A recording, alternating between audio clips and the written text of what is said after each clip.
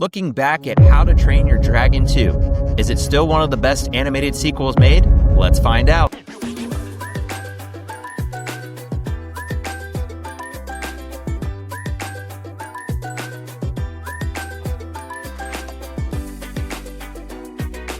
Hello, please come in. There's some fresh cookies in the cookie jar.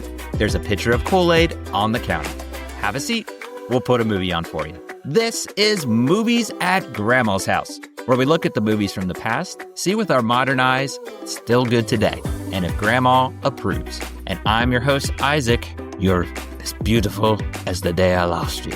And who's joining me to consider How to Train Your Dragon 2? This is Seth. Some of us were just born different. And welcome one and all to Grandma's House. How you feeling, Seth? Doing all right today. How are you? I'm feeling pretty good, actually. It's like, I don't know if it's the weather. It's just something about it. I'm feeling pretty good today. Just not as much rain, maybe coming out of the spring season. That's helping, but I'm doing pretty good overall. I'm really interested as we consider this movie. There's some things we're going to be touching on because the live action of the original just came out. So we're going to be considering the sequel. This might be something DreamWorks does live action. So we'll get to that here in just a few minutes. But before we do, just want to give you the proper spoiler warning going forward. We're going to be talking about this movie. So if you have not seen it, consider yourself warned. And if you want to show us some love, show some love to Grandma, be sure you're subscribed, smash that button below, comment as well your thoughts on the movie. We want to hear from you guys and what you think of this sequel to How to Train Your Dragon. So let's go ahead and get into it, shall we? This is How to Train Your Dragon 2. And this was released all the way back. Man, I just can't believe this. It feels like it was yesterday. It was June 13th, 2014. So about 11 years ago. It had a budget of $145 million. Nothing to snuff at there, big budget. But the box office, it proved to be pretty good. It's $21.5 million. As far as reviews, just looking around, it's pretty positive for the most part. IMDb, 7.8 out of 10. Rotten Tomatoes, 92%. For Rotten Tomatoes, that's normally a good if you're in the 90s. Metacritic's about 77%. Currently, you can watch this on Peacock. So just few things there just to point out about this film, but I'm interested. Want to get your thoughts. What are some of your first memories with this film? So I loved the first one. I remember seeing it just once before the review, and I really liked it. But for some reason, I can't believe it, I never saw this movie. So this was fresh. This was completely fresh. Interesting. I've done that we've talked about movies in the past. Like I go, why did I not see this movie? But sometimes it was such a good, outstanding film, and I the sequel you would think I would have been ready for, but I don't know, maybe life happened. I don't remember. Life happens for sure. I can absolutely relate. Well, for me, I mentioned about the first one when we considered it that my at the time future wife introduced me to it. So this kind of worked out because when this came out, this was again back in 2014, we were now married. So we actually went and saw it together. It was kind of like a fun little date night. And I recall really enjoyed it. We thought that was really good. You know, we liked the first one, but going and seeing this on the big screen, I thought it was really awesome. A lot of the sequences has a lot of flying again, like with dragons and all that. So I remember enjoying it back then. However, this is 11 years ago. So I'm interested to hear, though, what's your expectations going back to watching this for the first time? So not really had seen it before. All my expectations were to really just be half as good as the first movie. That's what I was hoping for. Right on. Yeah, for me, I was like, I hope I enjoy this again.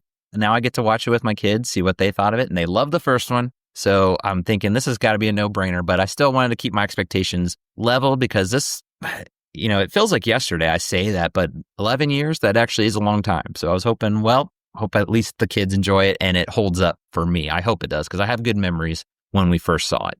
Well, before we get to our plot rewind, let's pause just a moment to hear from our sponsor. Love movies as much as we do?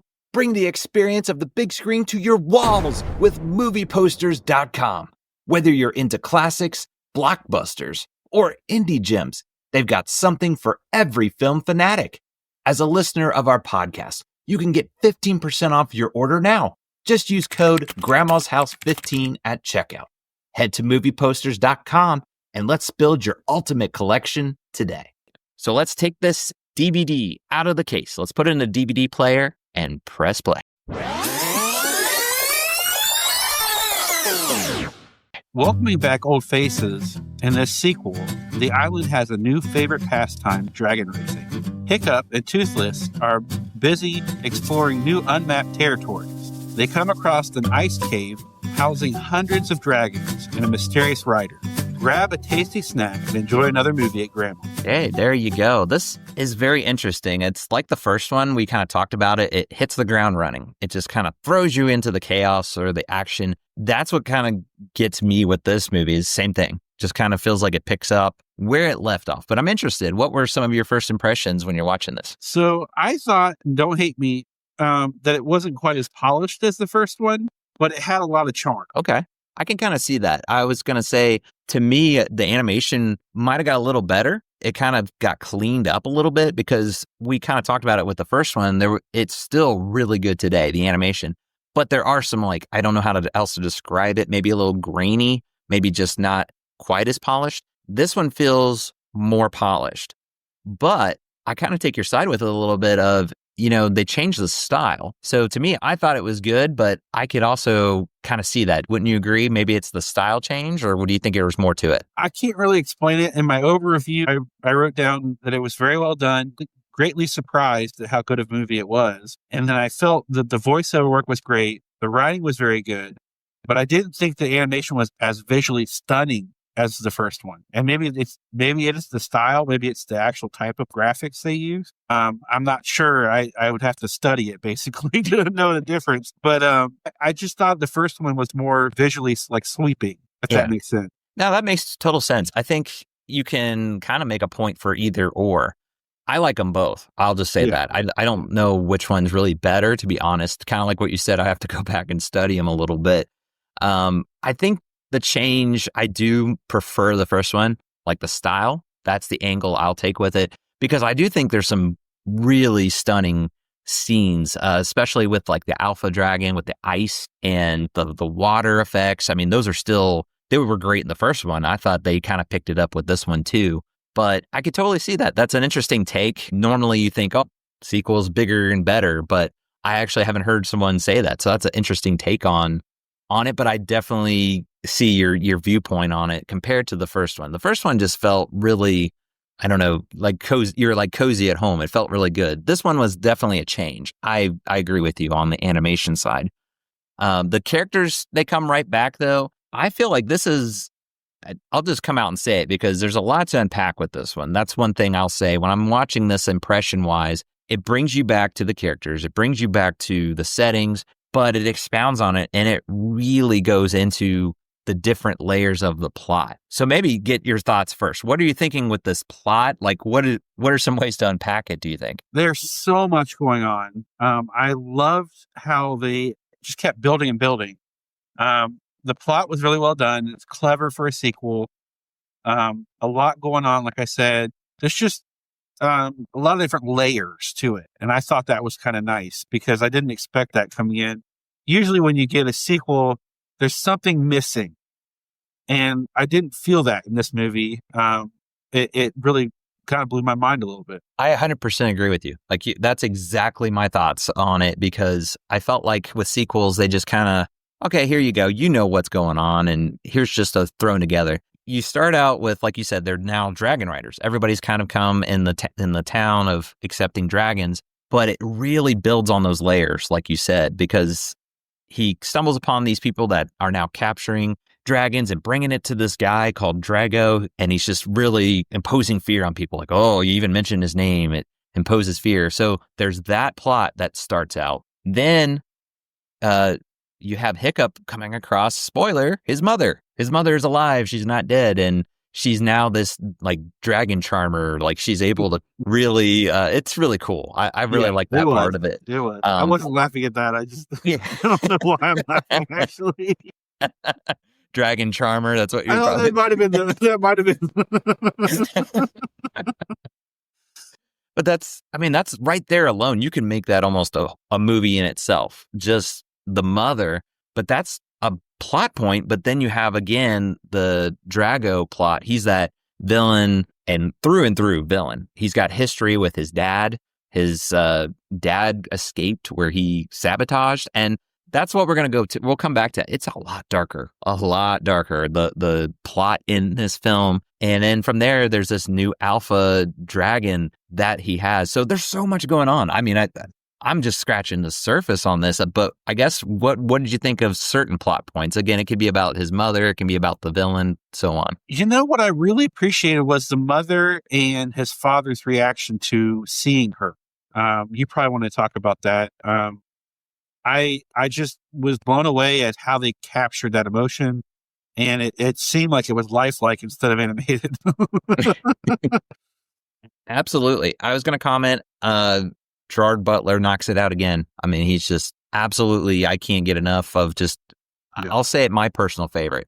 We've considered so many good voice actors, and you can make a case for any one of them.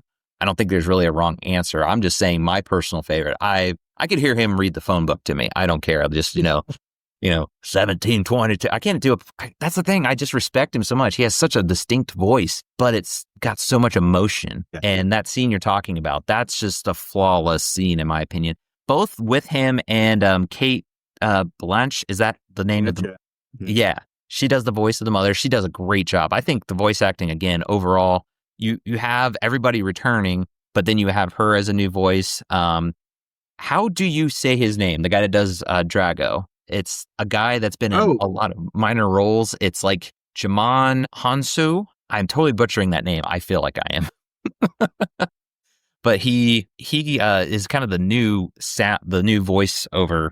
But everybody else returns. That's what I also appreciate this film. They brought back pretty much everybody. And we touched on the voice acting. I mean, it doesn't change. I think they just keep it going. They do an excellent job on the voice acting. But do you know how to say? Hounsou. Okay. I love him. I've seen him in tons of movies. Yes. Tons of movies. Very, very, very dramatic actor. Yes. And he's dramatic in this one. I mean, we could talk about the characters, but I think the thing that we're kind of getting to is the dark themes. And you mentioned that scene with them reuniting. I agree. It's kind of a darker, as much as it's a happy, he's reuniting with his mother, Hiccup at first, and then Stoic is able to meet up as well.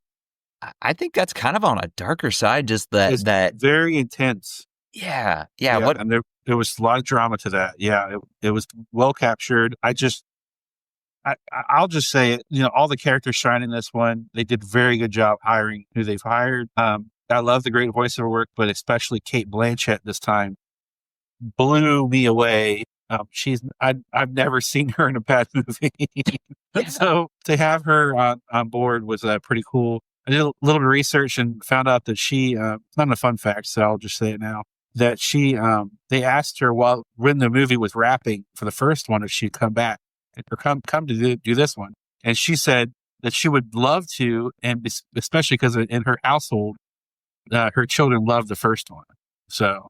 Very cool. I could see. I mean, I mentioned my kids love the first one. They were laughing at this one, and that's where I feel like there's just so much to unpack. We're touching on the plot of the mother is alive. You have this one of the more menacing villains. Maybe we'll have time to come back and kind of touch on him, but we haven't even talked about Toothless. Toothless is like the star of the show again. Like I feel like he's again. It's How to Train Your Dragon. He's that main dragon. And my kids just love anytime Toothless is in the scene because he's so playful.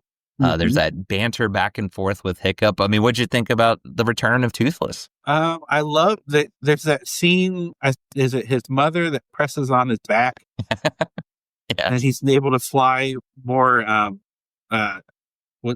agilely. Is that the word I'm looking for? Like more agile turns and things more easily. I just thought that was really cool.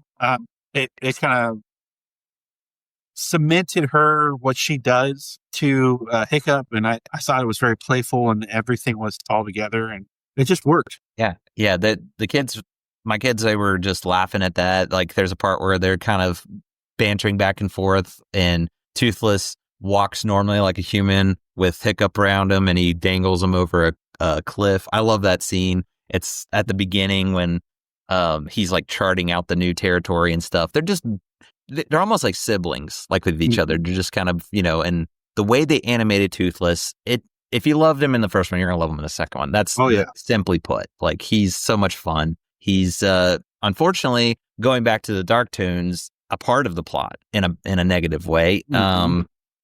Unfortunately, going back to Gerard Butler, I liked his voice acting. I was so sad to see there towards the end. So, what happens is this new alpha dragon by Drago, he is able to make it take control of the dragons because it takes out the main alpha. And again, see, I feel like I'm like lavering on to try and explain this scene, but I was just sad to see that Stoic does get taken out by Toothless. I mean, what did you think of that scene? It's really dark. I actually, when it happened, I couldn't believe it. Like, it didn't register. And as the film progressed after that, I was like, ooh.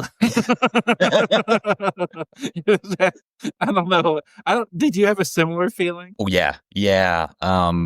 We saw it, like I said, in the theater when it came out. The whole theater just got quiet. I mean, it's this is a kid's movie, but it felt like even the adults were like, they kind of gasped. And it was, like you said, there was that tone afterwards. They give them the proper like funeral and things. But it really took it up another notch. Because again, Toothless is under that power of the alpha. That's what the alpha is able to do with the dragons, and pretty much makes Toothless take out Stoic. And then, of course, Hiccup is upset and loses Toothless. But it all comes first. It at least makes it a little cheery because it makes the baby dragons, the kid dragons, because they say they don't listen to anyone. They come back around and make it kind of that playful of that's the plot point. They're able to use the baby dragons to not lose their dragons after that alpha took control of it. But there's so much packed into this movie that we could talk about. But what are some other things that kind of stick out to you about this film as a whole, especially since this is the first time watching? I'm interested. Well, I wish I would have just taken loads of notes, because this is one of those films where you can get really caught up in each scene. There's a lot of dramatics, a lot of dark themes, but they also put a lot of lighter scenes in as well. And I kind of was shocked at how dark they went. To go on to what you were saying, to go along with that, the only quote I wrote down for this movie was, "Men who kill without reason cannot be reasoned with." And that's a very dark quote, but it's very, very smart. And I like that. So I made a note of it, and I like that. But there's another quote I couldn't recall. I didn't write it down, and I couldn't find it on the internet. And so I'll have to watch it again. But there are some quotes in this movie. It's not quite as quotable as the first one, but the scenes were pretty heavy, I would say. There's quite a few. There's ones that you don't expect for sure, and I think that those are the ones that kind of hit you harder. I agree with that. I think that's a good point. So, like, the first one I think it was more quotes to it. This one definitely had its funny moments, but it wasn't as much on the quote side. It was more on the Toothless being silly, or there's one quote I wrote down, and that was from Gobber. He says, when they first reunite, the mother and Stoic, he's like, "And this is why I never married. This and one other reason." That's one of the quotes I wish I would have written down. Yeah, I love that one. I wrote it down. I was like, that's a good one. I like it. So there's little ones like that. Yeah, there are. But I think with this movie, there's a theme of, so you have the father who was, I want to kill dragons. That's the first film. And the mother, come to find out, she was wanting to try and save them. And that's where she gets taken by the one dragon, and they thought that she died, but no. In fact, she's able to train all these dragons. But Hiccup is saying, yeah, come back to the town. Everybody is good on dragons. She finds it hard to believe. She's like, I've tried to change them. I can't do it. And then, like you brought out, that was, I believe, Stoic who said, men who kill cannot be reasoned with. That's kind of the theme of some people are not going to be willing to change. Some people will. In the case of Stoic, he does come to be accepting of dragons. But that villain, we maybe touch on him real quick. Drago is like one of the more menacing villains that we've considered. We've considered a bunch of villains, but what did you think of that villain, Drago? One thing in research I found was that he, the actor, did that, like that scream. He did that as a warm-up exercise for his vocals. And they liked it so much they put it in the movie, which is kind of cool because it was menacing for sure. Oh, that's a great word. Gosh, that's his warm-up? Yeah. I can see why they used it. That's interesting, a warm-up, because it is a very terrifying. I mean, it terrifies a dragon in the one scene when he takes control of it. He does that menacing scream, so that's really cool. But yeah, he's very terrifying. I'm not gonna lie. Like, I was like, I would not mess with this guy. He is bad dude. One bad dude. He's kind of cool with the cloak, but they had a lot of cool new characters for this one, for sure. We should probably bring that out as well. I felt like some of the side characters weren't used as much in the first movie, which they hired great voice actors. I mean, that's not a question. They just didn't use them enough, in my opinion. And in this movie, they had, a lot of different lines from these side actors, these, not top billing actors. And I appreciated that. I thought that was really what, something they did really well. Yeah, that's a great point, because you have a lot of characters in the first one. They all come back, and then you add in again you have the mother, you have the villain Drago, and then Arret. Is that how you say his name? He's like the dragon catcher. He it's voiced by Kit Harington. So you have him as a new character, and he's kind of in this. That was just kind of weird. I'll just point out, like, the one girl, I forget her name. I think it's the one that Kristen Wiig does a voice for. I think it's Rough Nut is her name. She's like, oh, wow. And it's like his arm, like the flubber. Like, that's kind of weird, I'll say. That little like love triangle going on, because they're all trying to get the side characters' affections and things like that. But it was interesting. I just was like, okay, I could do less with that part of it, but I do like that they brought those characters back. Yeah. And really brought them in. So, okay, well, let's hear some of your fun facts. What kind of things did you find out? I've got a few. So the drawings on the wall in the dragon stables in Burt were actual drawings done by the children of the crew who worked on the film. That's really cool. I love when they do that. I like that stuff. That makes it more earthy, more real, more lovable. Some of the animators and designers spent a week touring Norway to give them an inspiration for the location. Very nice. I could see that. You got to do your research for sure, but I appreciate when animators don't just throw something together. So that makes sense, though. Yeah. And then this was the front runner for the Academy Awards for Best Animated Feature, but lost to Big Hero 6. Oh, wow. Interesting that that's a movie we haven't covered yet. So yeah, I'm not going to say a word, but that is cool. That came out the same year. I forgot about that. Yeah. Wow. Okay. So it is time for our fun fact trivia question. Are you ready? I hope so. I've been not doing too good recently, but let's see if I can turn it around. I'm ready. So John Powell recorded his score at London's Abbey Road Studios with an 120-piece orchestra with a multitude of ethnic instruments. How many choir singers did they use? A, 100, B, 75, or C, 50? What were they one more time? I'm sorry. I thought I had it. The numbers? Yeah. A, 100, B, 75, or C, 50? Man, those, I could see all of those, but I'm going to go 75. Oh. It was A, 100. Oh. That was my other choice. I was going between those two. That was in my head. Man, you're doing a good job of tricking me up. Maybe it's not that hard to do. Maybe I'm just not. No, I don't. I think that's an odd question, I think. So, well, I'll just say, hopefully I'll do better next time. That's all. But that's cool. 100. That's an even number. Maybe I should have thought of that. Like, well, that's a nice even number. But that's still pretty cool. All right. Well, before we get to our reviews, we like to look around the net, just kind of get an idea of what kind of reviews out there. So, Seth, what kind of reviews are you seeing? The first review I found was Billy Goat 1071 says, soaring way up high, 10 out of 10. Wow. Really liked it. Okay. The second one was movie exclusive, said, both emotionally and visually dazzling, this is one sequel that lives up to the dizzying heights of the predecessor, 8 out of 10. Okay. Yeah, they like that one too. I think 8, if you rate an 8, you really like it. And this is, a lot of people regard this as one of the better animated sequels. So I can kind of see that, though. That makes sense. Tom Gillespie, 2002, says, thrilling, emotional, and extremely thoughtful, 7 out of 10. Yep.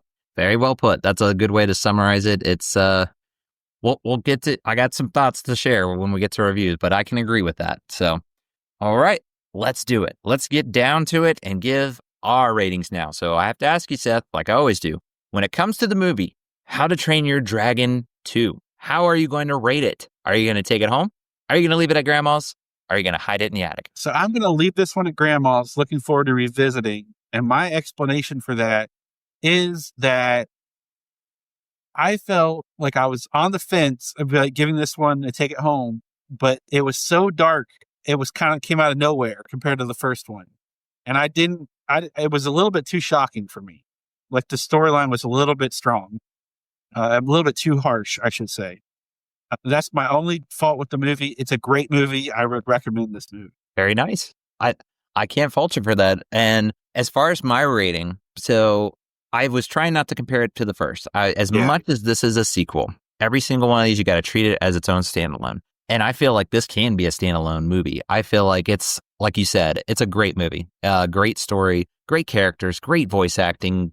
The animation, maybe you don't like it or what, but I thought it was good. It was a strong animated movie.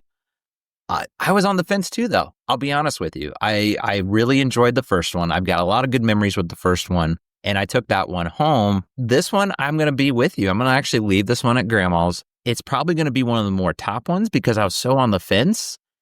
And the reason for it is exactly what you're saying. It's just, it needs to aid the plot. Those types of things are occurring because of the plot. But I did feel like, wow, this is a darker movie. And my kids seem to be okay with it, but I was a little concerned at times. I mean, it doesn't push it. It doesn't show anything graphic, nothing like that. There's just a lot of darker themes. Again, the mother supposedly being dead, she comes back. I mean, that should be a happy occasion, but I still am kind of hit with emotion with that reuniting. I mean, that's a heavy emotional scene. And then the next scene, Stoic gets killed by Toothless. That's a very dark element of the plot. And just like you said, the dark themes. It is very much a movie I'm not going to watch all the time. I think it deserves to be revisited every once in a while, like your movie at grandma's house. You get that one out every once in a while.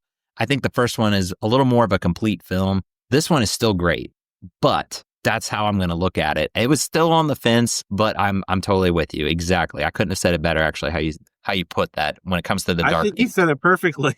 I was just agreeing with you, though. This is one of those, I think we're in a very tight agreement on this one. It's just maybe be a little bit, well, actually, let's just jump to that, actually. What is grandma's rating, her granny's family-friendly rating? Granny's family-friendly rating is for How to Train Your Dragon 2 is a C for violence and dark themes.